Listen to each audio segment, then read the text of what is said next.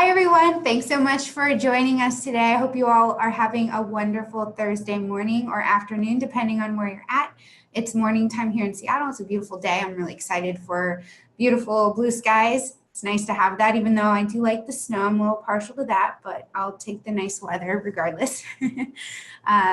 So today we're going to talk a bit about reviews and kind of do more of a Q&A session. Before we dive in, I want to briefly introduce ourselves and also kind of go over some logistics with everyone. I'm going to quickly share my screen so that you can see what I'm sharing here. All right, so on your screen, you should see Zillow Group Lender Academy. So again, as usual, if you would like a recording of our webinar, it will be available on our Resource Center next week under the Webinars tab. And then if you have any questions or would like to check out some of our other resources, you can visit that site, zillow.com/lender resources. And you can also reach out to us at Mortgage Webinars if you have any questions about webinars specifically. Maybe you can't find a recording, or you have some suggestions for topics you'd like to see us cover in the future.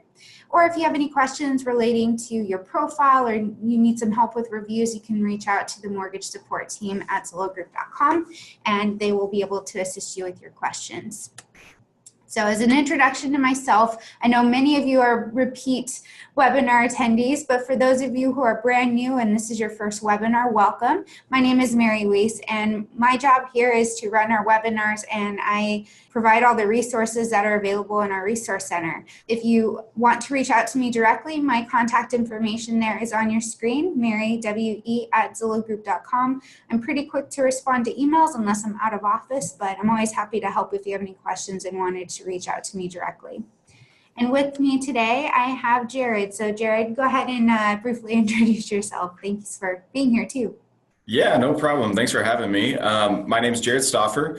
I work here in Lincoln, Nebraska on the mortgage support team. So we help lenders with their profiles, with any questions that they have, and also assist our sales teams, our co-marketing teams, all that as well. And then we help with review moderation as well. So hopefully we'll be getting some good questions today that I can help with. Awesome. Well, I definitely have a list of questions, but I want to remind everybody that if you have any questions you want to ask us, feel free to go to that Q&A section at the bottom or in your little toolbar, and you should be able to pop your question in there, and we'll be able to take a look at that and answer it live for you today. We have some updates that we want to go over first. We've made quite a few updates in the review platform over the last couple of months, and we're going to run through and recap those. So the first one that we're going to talk about is being able to share your reviews on social media and why that matters.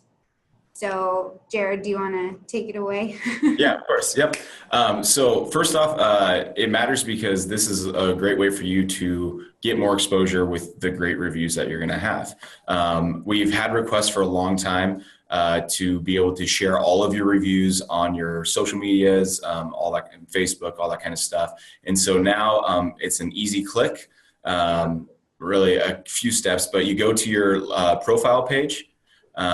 You'll see your reviews there listed. At the top right of the review that you're wanting to share, you're going to see three little dots. Click on those three dots, and then you can click on the share this review button. This will pop up a link. She's got it. Perfect. So there's the three little dots as you see next to the date, and then click on the share this review button, and that's going to pull up a URL for you that then you will copy and paste into your Facebook status or your comment, wherever you're posting it to. And then that link will then translate into a format with the picture of the review. So that's how you can share that. So yeah, it's going to be a huge advantage. Hopefully you guys enjoy it. Hopefully we've taken away one of those big requests that we've been getting for a while now. Yeah, we used to have that feature available when I first started on the mortgages team a couple of years ago. And because of all the updates we had to make to the site, I recall our product team said, oh, unfortunately, we have to take this away for a while, but we'll bring it back. And now it's back, which is— Now it's back. Yep. It was a little while. Probably, I mean, I'm not exactly sure, but it was about a year and a half though, since I started and it wasn't a part of it. So Yeah, it's glad to have, people are glad to have it back for sure. Yeah, it's a lot better than it used to be. Having that direct link is just, it makes it so much easier for you to have control over where it's going to be shared versus just having very specific links that you can click that it says only Facebook or only this, because as a lender, you may have multiple places you want to share that versus just social media. So you can share it in emails and things like that too, which is just as important. I mean, you're sending out an email to, past clients or something, you're like, hey, I want you to leave me a review. And here's an example of a review that someone has already left me, then that kind of helps them along with that process too. All right, I'm having trouble speaking this morning. Feels like I always It's early for you. have my coffee first thing in the morning. I'm trying not to drink coffee as much, but I don't know. Sometimes those words come out faster than my brain can process them. So the next one is more on the consumer end and being able for consumers to more easily edit their reviews. So there's a little screen grab there and what that looks like. So do you want to elaborate a little bit more on what that means? Yeah, there's always, lenders will email into us in support asking us, hey, can you fix this typo, or can you fix such and such? And on the moderation side, we are unable to touch those reviews at all, the content of the review.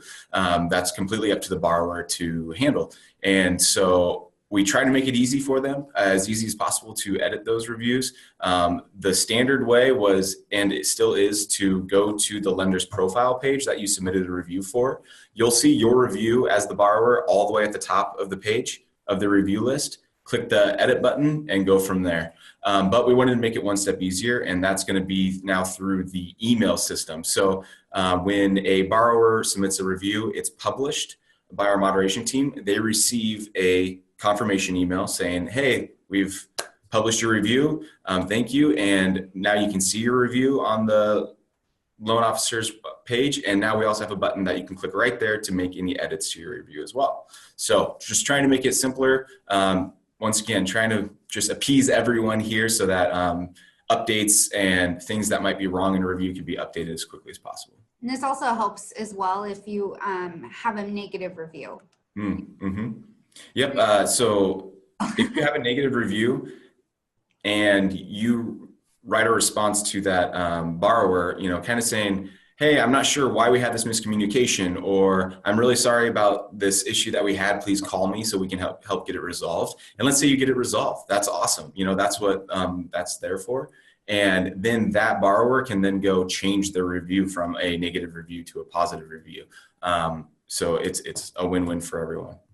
Exactly. And, it's kind of taking the negative and spinning it positively. So it's kind of a good reason to reply to review and give them a reason to want to reach back out to you. And then that kind of helps you in the long term as well to ensure that you're doing everything possible to resolve an issue, and then it reflects well on your profile when they go back and fix it too. And finally, the most recent update that we've made is relating to privacy, and borrowers are now able to add a display name or change their display name on the reviews.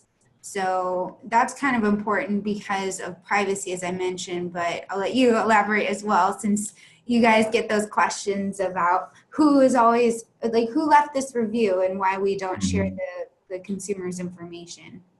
Right. The privacy of the consumer, the borrower who's writing a review, is completely up to them. In the past, the way that we grabbed the username that is shown, the public display on the review, is by the username that they've put on their free consumer profile. But what the problem was, we had consumers not realize that if they put in their full name on their profile, that allowed us to take that information. And so then we put their full name on the review. And so we had some borrowers email in asking, hey, I don't want this displayed this way, take down my review. We don't, and even if it's positive, right? And we don't want to take away positive reviews from you lenders. And so we try to make a new process to now where on the review form itself, so when they're filling out the stars, when they're filling out all the content of the review, now that right at the top, there's a place for them to type in what they want their display name to be. So they can put a username in there. They can put their name. really whatever they want. And then we'll go from there. It's a great way for them to, sometimes they don't care. They want you to know that they're writing a positive review for you. So they'll still put their name. But if they don't want to, that's their prerogative now. Yeah, I'm one, I like to remain private if I can, just because I don't like my name being out there in a place where I don't have full control or being able to constantly see what's being shared.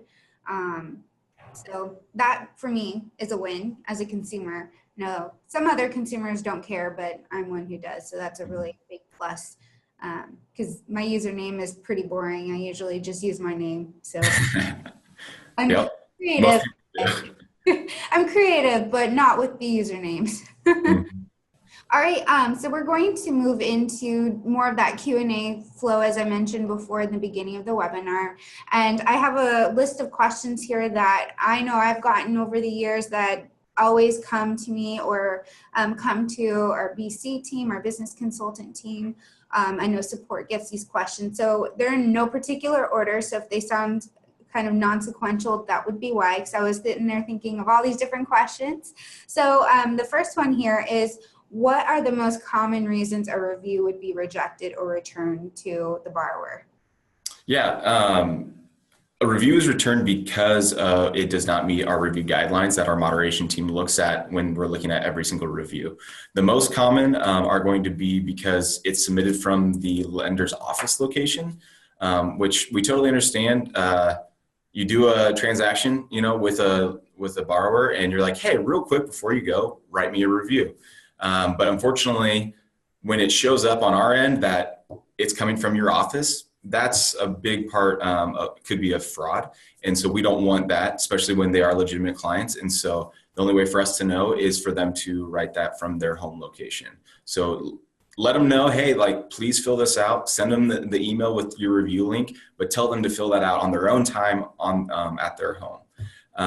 Another one would be because they are adding other people's names in the review, like first and last names. So if you have team members, loan processors, whatever it is, and they also worked with, they are not allowed to mention those people by first and last name in the review.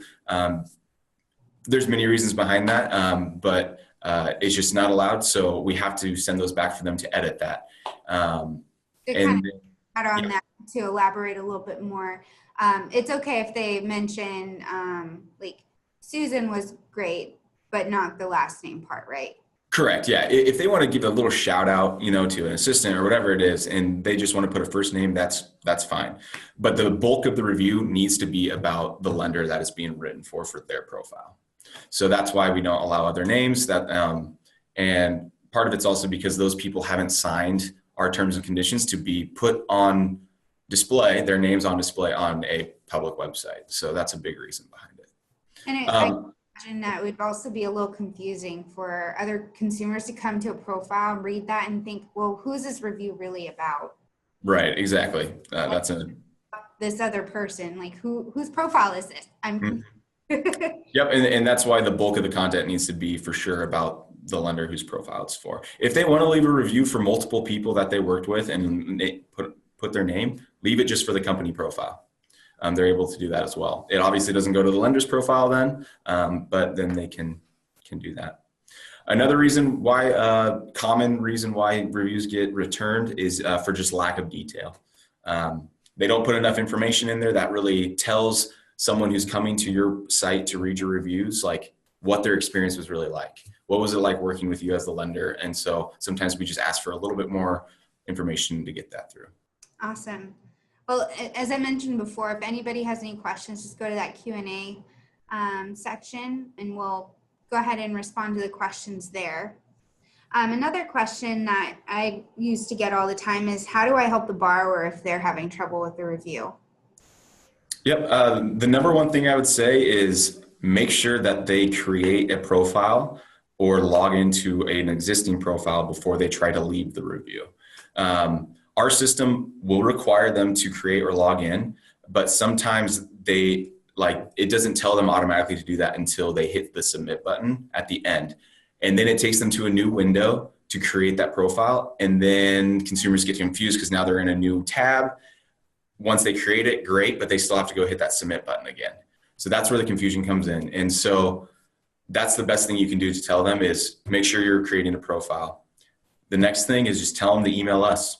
We're more than happy to help. We're here for you lenders. We want you guys to get as many reviews as possible. So tell them to email mortgagasupport@zillow.com and we'll be happy to assist them with any questions they have. Fantastic. Well, I see a couple of questions coming in. So Miguel asks, is there a character limit in the reviews? We do not have a maximum limit, but we do have a minimum.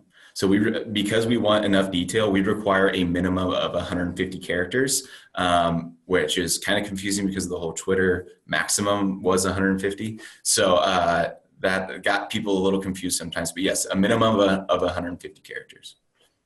Hopefully that answers your question. We've got a couple more coming in. So Zachary asks, can a review push third party, or can a review, I think you're asking if a third party can push Zillow reviews or if others can push reviews to us. If I'm butchering. If I'm understanding that correctly, like coming from another website, putting reviews like that are already accumulated for you onto your Zillow profile is not allowed.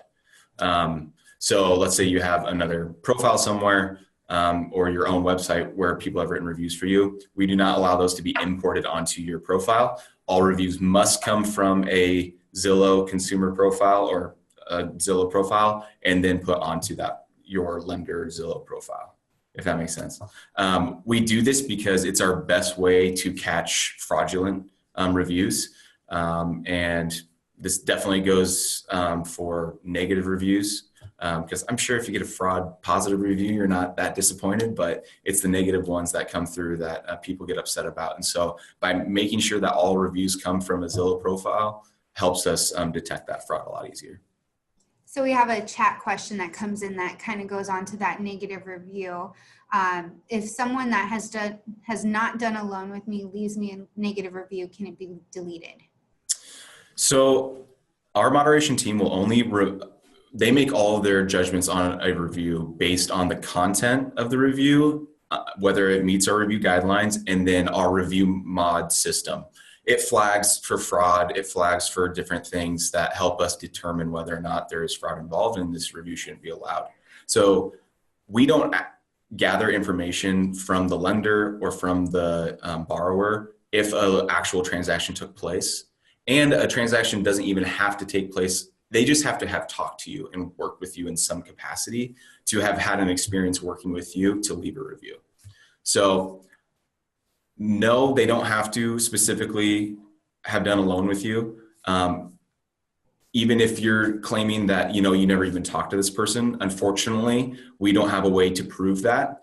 And we're not going to look into every single review that comes in for that by contacting lenders and borrowers for that proof. So we have to take it based off of whether or not it's a Zillow profile, the fraud indicators that come through our system, and the content of the review. Something that I can suggest in a way to kind of mitigate the impact that has is to reply to that review and say, I am very sorry you had a poor experience. I want to make this right. Please give me a call.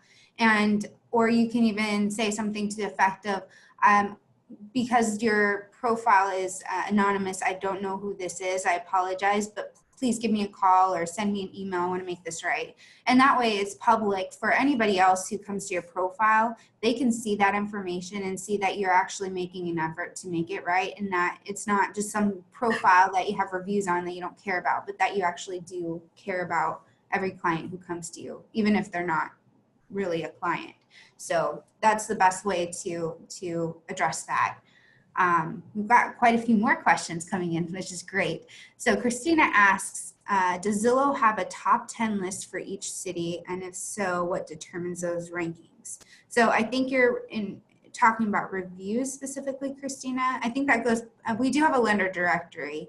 For top 10, she might be referring directly about the lender directory and where a lender is listed in that. Because let's say you search a city, there's a lender that shows up at the top of that list. And so I'm normally when people talk about a top 10, that's what they're referring to. It's not specifically a top 10. We don't rank lenders or anything like that, but our directory is based off of complex algorithms that I can't tell you. Like it doesn't make sense to me. But the things that we look at to determine where you're going to show up is how many reviews you have, your overall ranking, so 1 to 5 stars, the recency of your reviews. So let's say you have 5 stars on everything, but you haven't had a review for 6 months. Someone who's more active is going to show up most likely above you in those cases. And then the distance you are from the location that is searched. So, and the way we take your distance is from the zip code on your lender profile, your address. So what zip code you put there very well determines on where you're going to show up. So if someone's searching Lincoln, Nebraska, they're not going to show me an Omaha lender before other Lincoln, Nebraska lenders. And that's just if you're searching distance or location. I mean, you can always search for, a specific lender and all that kind of stuff.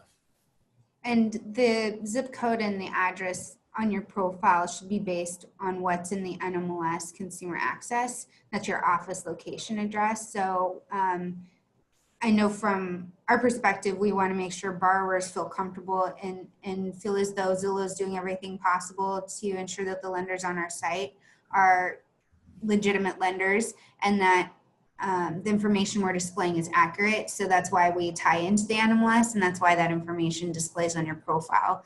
So if you have the wrong address or if you need to make changes, then you'll need to make those changes in the NMLS. All right, so some additional questions. So I think we answered your question, S. Paulo, about uploading prior reviews. They will have to have a Zillow profile and come in and leave a brand new review in order to leave a review on your profile. We have someone else who's asking about— Real quick, to that, just in case he's referring to other companies, even within Zillow, any reviews that you've accumulated with other companies on your Zillow profile will continue with your profile even when you move companies. So they're tied to your NMLS number. They're not tied to that company. So then it will be moved when you change your information. You don't need to change your profile. Your information will just change. But those reviews then will be tagged though, saying that they came from a different company than what you're working for now. Hopefully that helps. Yep. He says, okay, thanks. Or he or she, sorry.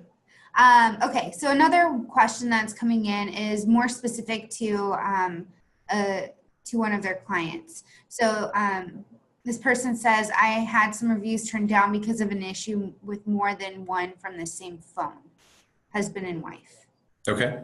Yeah, so one of the things we look at is the amount of reviews coming from a specific location. We definitely do allow a husband and wife to both submit a review for a transaction or experience that they had with you. But they both have to have separate profiles. And so if multiple profiles are coming from the same IP address, normally if it's just 2, it's not going to be flagged or rejected because of that specific reasoning. There might be other things why it would have been returned. But if they had quite a few from that location or IP address, whatever you want to call it, or maybe there were other ones from that area too, it would be a little more iffy or questionable. So the best thing I would do in those cases, if you are seeing that and there's a good case of why it's happening, give us an email. We're happy to talk. Mortgage support at Zillow.com and help explain that situation to give us better clarity. And hopefully we'll be able to see the reasoning behind that in the review itself and then be able to publish those reviews. And then if the borrower is having some trouble too, I know in some instances you guys have actually reached out to the borrower to help them or have directly assisted the borrower so that the lender's not the middleman on that, right? Yeah, of course. Yeah, you can always if your borrowers are having issues, they can always have our email address as well. Yeah, that's, I think, a little bit more easy for you as a lender to be able to say, okay, I don't know all of Zillow's tech stuff, so let me get you to them. They can help you with this. And I remember a couple years ago, I had a client who had no, she was not tech savvy by any means. And she really, really wanted to leave a great review. She even went as far as to send Zillow a handwritten letter to say how great her lender was. That's how committed she was to it. So someone on our support team reached out to her and walked her through getting a profile set up. I think that was probably like an hour and a half phone call, but they got it done. And her review, of course, was just glowing because of how much help she received on that. Plus the lender did an excellent job on her loan. So she was very thankful for that help. That's awesome. So, okay, Christina, you're asking, do lenders who advertise on Zillow receive higher rankings and or visibility? Great question. And It is. no. No, they don't. Nope.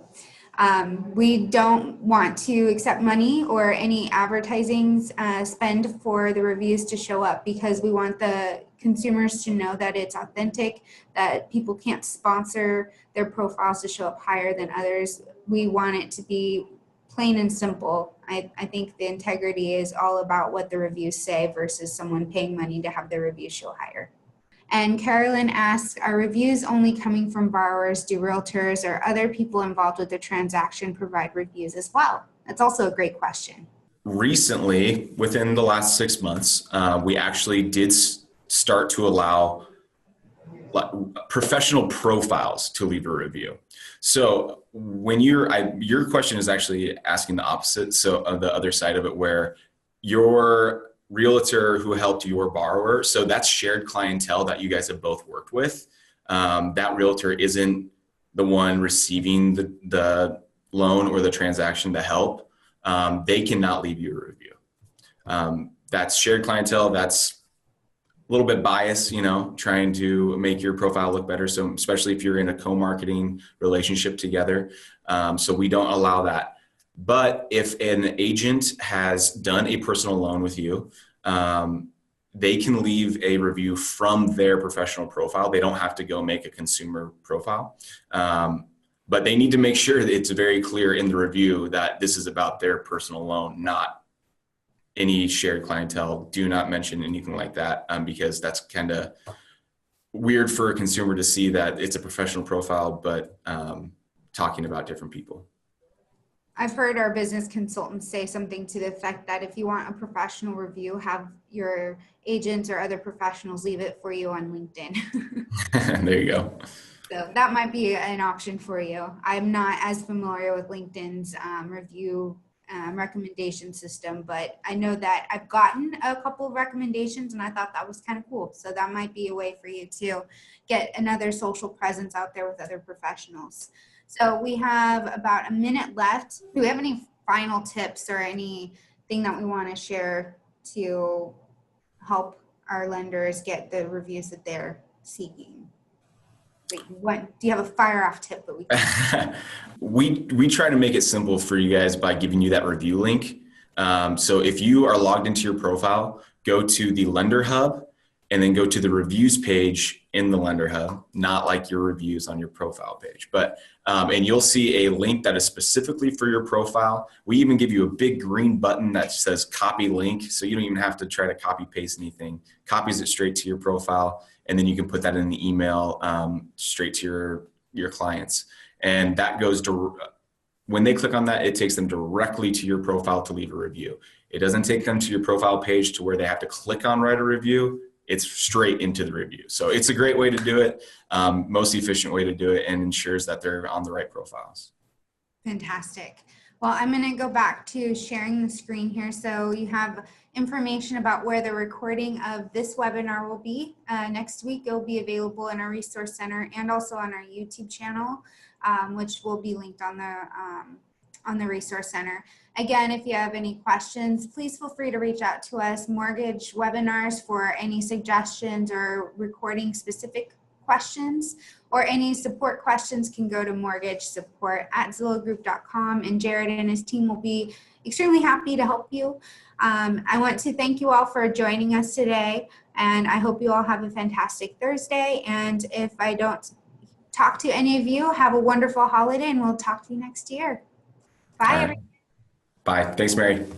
Have a good one.